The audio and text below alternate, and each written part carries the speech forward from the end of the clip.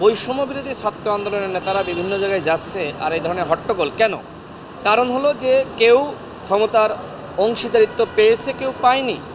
তাদের মধ্যে আজকে বিভাজন, অর্থাৎ ছাত্ররা যত সময় রাজপথে থাকবে তত বিভাজন তৈরি হবে, তত সমস্যা সৃষ্টি হবে।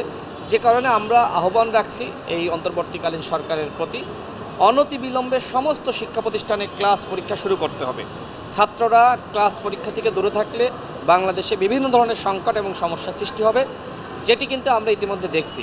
সুতরাং আমরা যেটি চাই যে ক্লাস পরীক্ষায় ছাত্ররা ফিরে যাক, তাদেরকে এই মুহূর্তে আর মাঠে থাকা যাবে না। এই মুহূর্তে ফাংশন করতে হবে পুলিশকে, র্যাবকে, আইনশৃঙ্খলা রক্ষাকারী বাহিনীকে এবং যারা বিভিন্ন স্টেক হোল্ডার রয়েছে তাদেরকেই ফাংশন করতে হবে।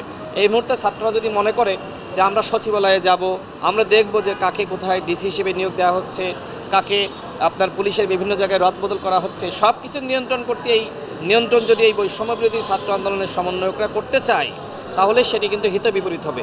আমরা দেখেছি যে আপনার যুগান্তরে নিউজ হয়েছে যে ডিসি হিসেবে কাদেরকে নিয়োগ দেওয়া হচ্ছে সেটিও কিন্তু সমন্বয়করা নিয়ন্ত্রণ করছে। সেখানে দুইজন সমন্বয়কের নাম এসেছে, একজন হাসনাত আবদুল্লাহ আর একজন আপনার সার্জি।